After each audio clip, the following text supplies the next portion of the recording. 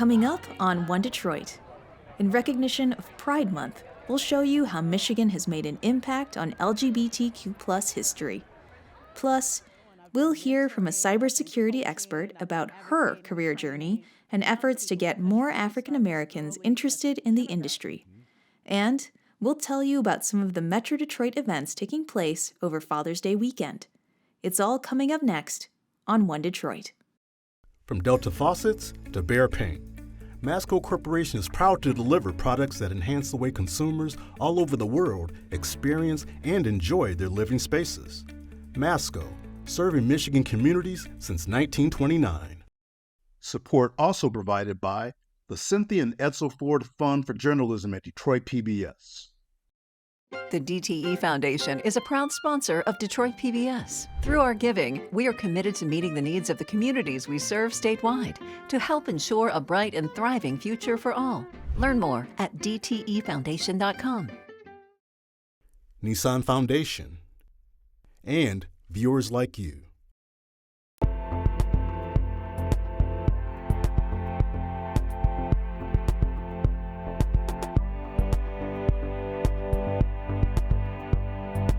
Just ahead on One Detroit, we'll have a Future of Work report on career opportunities available in the growing field of cybersecurity.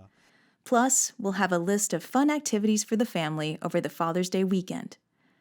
But first up, June is Pride Month, and we're examining Michigan's contributions to LGBTQ+ history. For this special report, I teamed up with my One Detroit colleagues Bill Kubota and Chris Jordan for an in-depth look at local LGBTQ+ milestones, including Michigan's first Pride celebration 53 years ago. We also talked with the nation's first openly gay political candidate elected to office.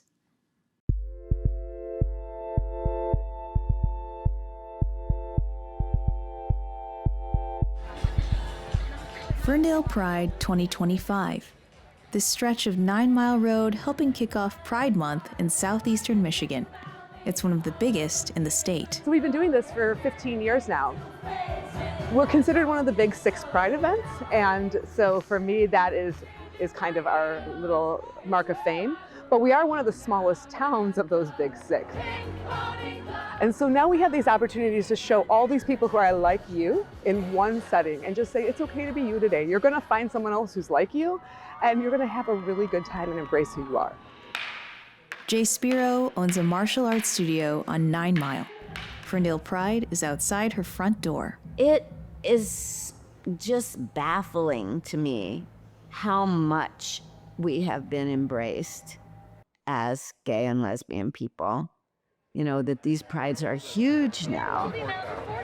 It started in New York City, 1970, with the Christopher Street Gay Liberation Day March, commemorating the time a year before when demonstrators clashed with police after a raid of the Stonewall Inn, a gay bar in Manhattan. Pride marches would spread nationwide, coming to Detroit in 1972. When the idea came to the fore in Michigan to have a Pride March and a Pride celebration and start having activities, they named it Christopher Street Detroit. So that's where the name comes from. I should note that Christopher Street comes from the name of the street that the Stonewall Inn was on. In Farmington Hills, a history lesson for Pride Month. They're hearing about happenings 53 years ago. And part of this early Pride Week was the opening of Detroit's first LGBTQ community center. The community center, located in the Virginia Park neighborhood. Tim Retzloff's been collecting this history for years, researching things like this GLF banner that's for the Gay Liberation Front. It's an heirloom for our community, so it's a really important artifact. It's on display at the Detroit Historical Museum for the next few months, part of an exhibit about a comic book titled Come Out in Detroit, in which Retzloff drew from oral histories to recreate Christopher Street Detroit 72. This is my favorite page from Come Out in Detroit because it goes to show just how many people were there. This wasn't 15 or 20 people marching down Woodward Avenue. This was many people marching down Woodward Avenue. We decided this is the way to tell this story. It's the origin story. That's what comic books are known for, is the origin stories. We know where Bruce Wayne and Superman and Spider-Man come from. It kind of fit into being a comic book that way.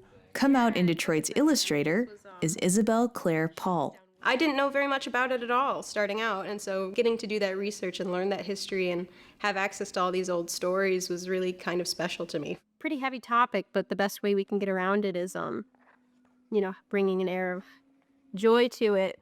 This was the same weekend they went to Palmer Park. It's really strange to get old, and then what you did in your youth is actually history. Susan Swope lives near Gettysburg, Pennsylvania, but she'd been an anti-war activist at the University of Michigan, then studying law at Wayne State University. In high school, I realized I was lesbian, but I did not have a word for it. I thought I was the only one in the world. That's what it was like growing up in a small town in the 50s and 60s. At first, I was pretty closeted, although I might not have said I'm a lesbian. It was clear.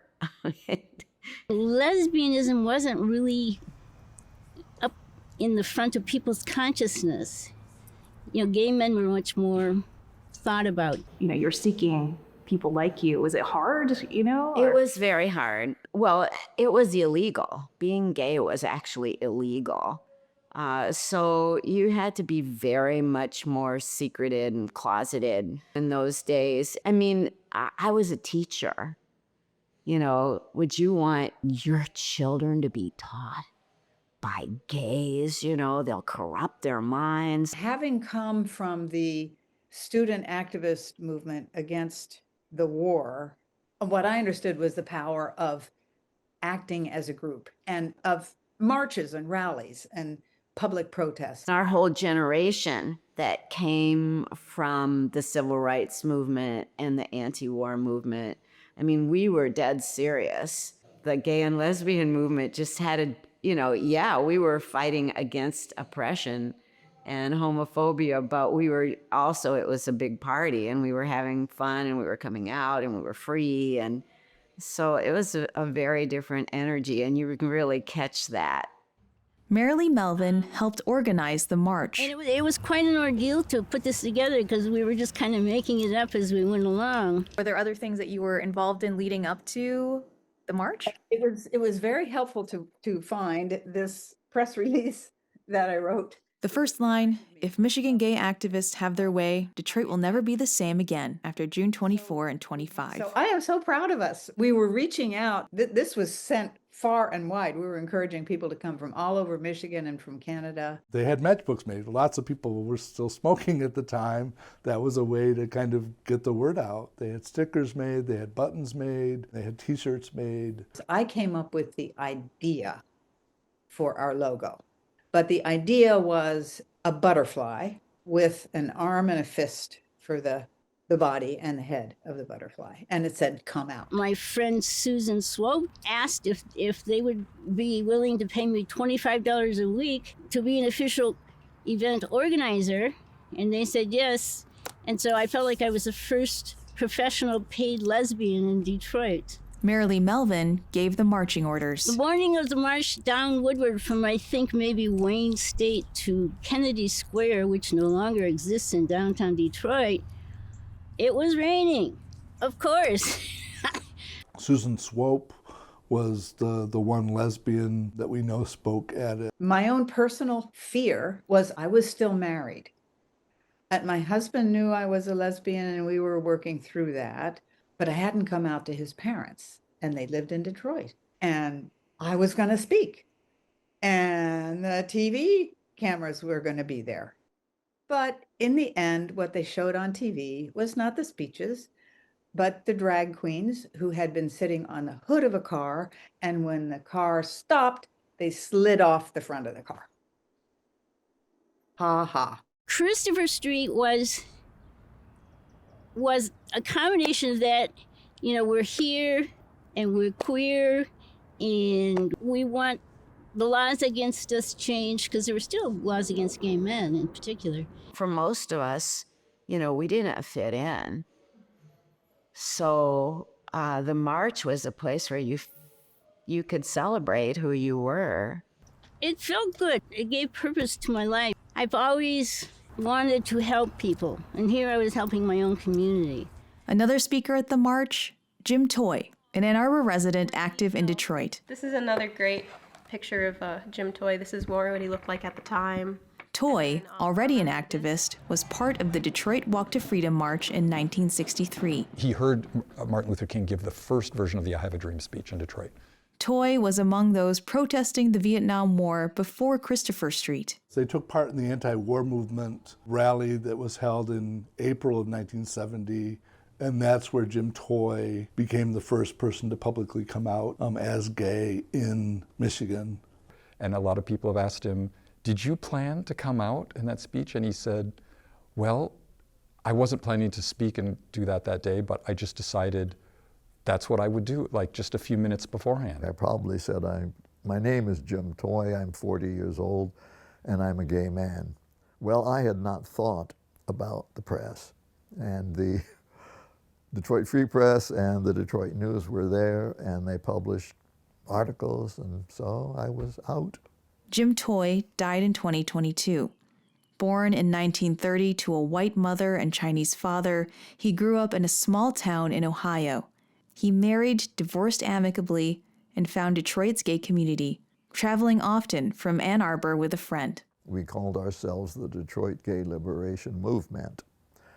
John and I, driving in there 2 and 3 times a week for meetings, in his car, said to each other, you know, this is ridiculous. Let's start a group in Ann Arbor. So we did. Toy's papers are held in the Bentley Historical Library at the University of Michigan, the school where he made his biggest mark, advocating for LGBTQ+ students.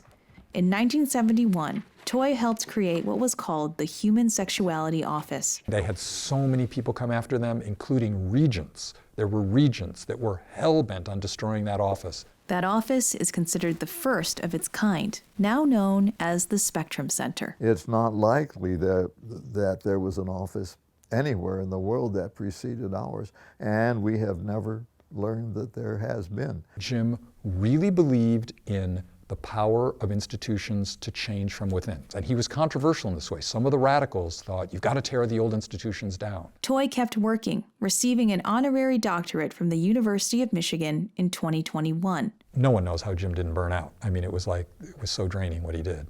He was a friend to me, a mentor, somebody who was one of my earliest supporters in running for county commission 8 years ago. Jason Morgan, an openly gay state representative, first took that office in 2022. He grew up in a small town north of Bay City, but moved to Ann Arbor. Then I found this incredible community in Ann Arbor that wasn't just okay with people being gay. They embraced it and celebrated it and really supported me as just a human being, as an individual. And I would say didn't care if I was gay, but no, they did. They cared in a really positive way. Ann Arbor led the nation, observing Gay Pride Week in 1972. And then, last but not least, in terms of the gay liberation period, Kathy Kozachenko ran as an out lesbian in Ann Arbor in 1974. Kathy Kozachenko ran for city council and won. This is my favorite picture from back in that era. This is me. The first out person to win public office in the nation. We knew that it was a first, but there's no way that I would have ever thought that I would be talking about it 50 years later. And in fact, my niece Chelsea called me one day and says, hey, Aunt Kath, do you realize you have a Wikipedia page? And I'm like, what? So Kozachenko lives in Pittsburgh these days. When I talk about that time period, people have to remember that what I'm talking about is a very liberal isn't even the word, radical college campus. So things were different where I was than they were in the rest of the country. At U of M, she was another 60s activist fighting for better conditions for farm workers. I found an organization called the Human Rights Party that sort of articulated my passion for economic justice as well as social justice. 2 Human Rights Party candidates had already won Ann Arbor City Council seats in 1972. Jerry DeGreek and Nancy Wexler would be the first openly gay elected officials who came out after they were elected. They spearheaded the campaign for Gay Pride Week, but were leaving office as Kozachenko started her city council run. Young man, we started talking. He said, I'm really religious. And I'm like, okay. And he says, but God works in mysterious ways. I'm going to vote for you. And I said, oh, thank you. So I had that instance. And then I had another less pleasant instance. And I knocked on this door and I talked to these two young women. And as I was walking away, I could sort of hear them sort of giggling. One said to the other one, that was her. Did you see her looking at you? Did you see her checking you out? And but I really wanted to go back and knock on their door and say, it's not like that. You can't transfer the way men react to women with how lesbians relate to women and to relate to each other. But I wasn't brave enough to do that, so I just, shook it off and went on to the next door. Kozachenko won by 109 votes in a ward well populated by college students. She served one term. Since then, there's been more representation in public office. There's Michigan's Attorney General, and in the state legislature, 6 representatives and 1 senator make up the LGBTQ+ caucus. We are still at 7 today, and that is huge. That is massive progress for our state. And most of us didn't run as, we're just running as a gay person. We ran as community members stepping up to run and serve everybody in our community. But it does matter that we are at the table when decisions are being made and that we are represented. 50 years later, Kathy Kozachenko has a different mission. She's following the deportations of hundreds of people to El Salvador, including gay makeup artist Andre Jose Hernandez Romero. It touched my heart and outraged me at the same time. This has sparked a passion in me, and it's one way to take a little piece and to say, I'm not going to forget this man. This June, she's working Pride events like this one in Jamestown, New York. An activist reactivated today. Is really applicable today, where it's like you have to take care of each other, you have to stand up, you got to start doing stuff to make things happen, otherwise it's never going to happen. And just to say no, hey, you need to treat us better than that. What would you say to someone who is watching and, maybe has that similar feeling to when you were younger? Find your people and work with them. Turning now to a Future of Work report on the tech industry. As technology continues to advance, the need for cybersecurity experts grows. It's a field that is currently only 18% African American, according to the U.S. Bureau of Labor Statistics. Detroiter Sakina Tanzel is a 25-year veteran of the industry. She's written a book titled Breaking the Cyber Code, a game changer that prepares our workforce and secures the future. American Black Journal host and One Detroit contributor Stephen Henderson spoke with Tanzel about getting more African Americans interested in a cybersecurity career.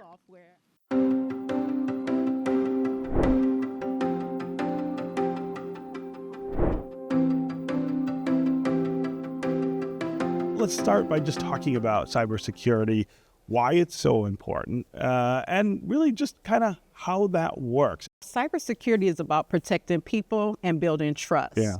It's about confidentiality, integrity, and availability of that data that businesses and individuals hold. Yeah. So you have to put yourself in the shoes of an individual that may lose some money, may lose their social security card and it gets stolen. So it's so important. And the sooner that you know about the safeguards, you can protect yourself and others. Yeah. Let's talk about your career, 25 years in the cybersecurity industry. Tell me how you got interested in it and about your path there.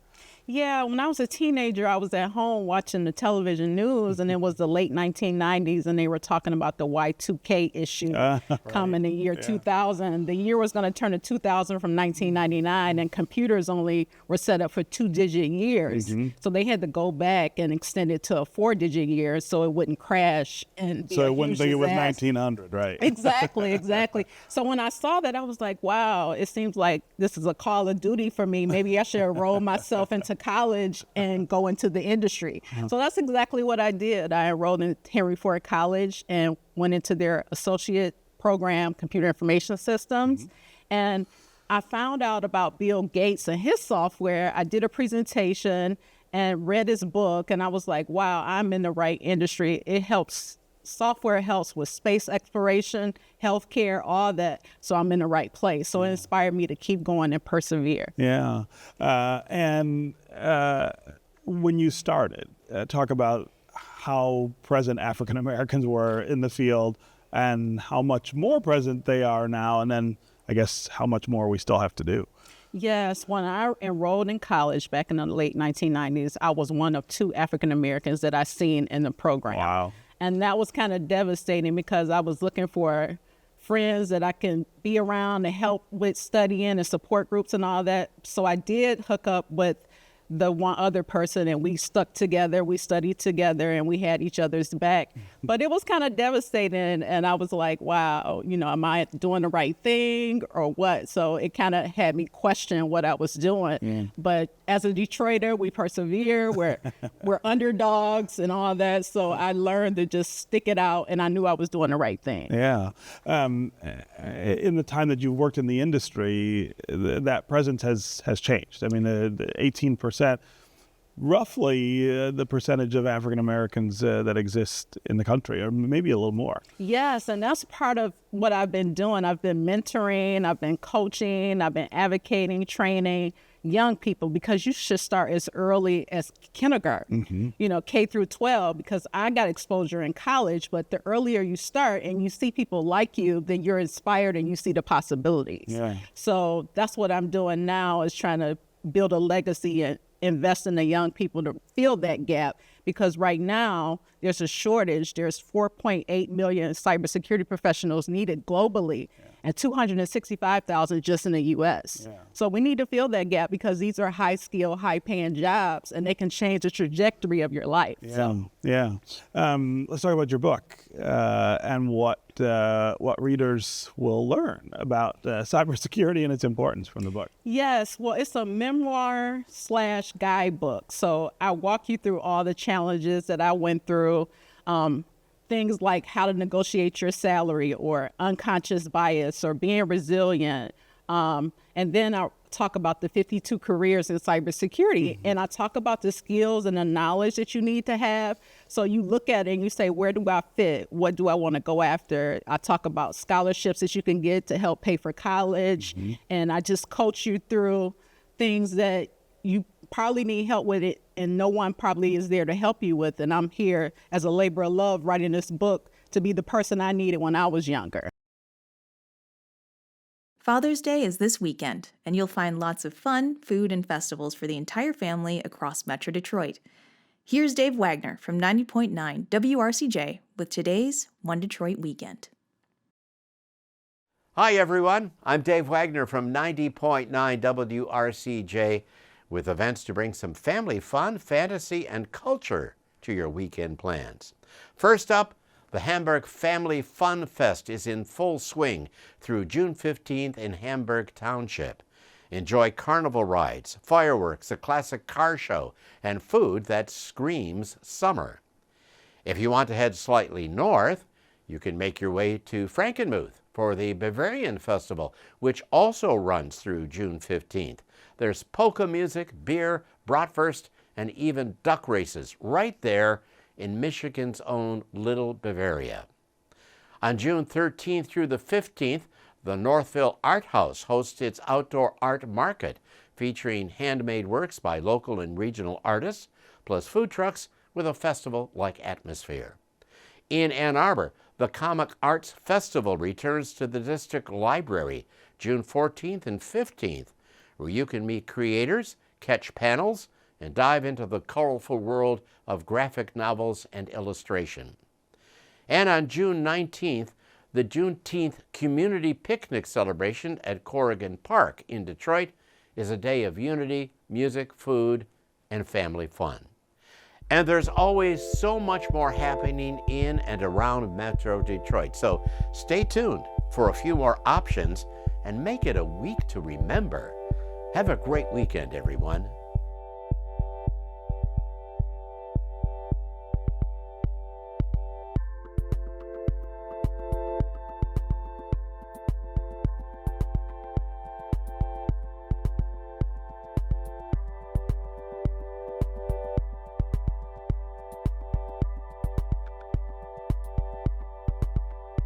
That'll do it for this week's One Detroit.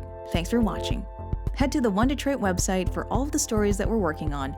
Follow us on social media and sign up for our weekly newsletter.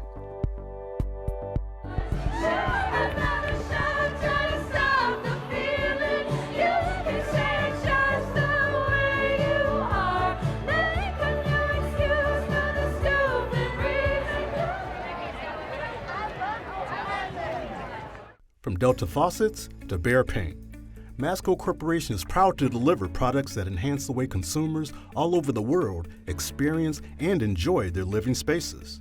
Masco, serving Michigan communities since 1929. Support also provided by the Cynthia and Edsel Ford Fund for Journalism at Detroit PBS. The DTE Foundation is a proud sponsor of Detroit PBS. Through our giving, we are committed to meeting the needs of the communities we serve statewide to help ensure a bright and thriving future for all. Learn more at dtefoundation.com. Nissan Foundation, and viewers like you.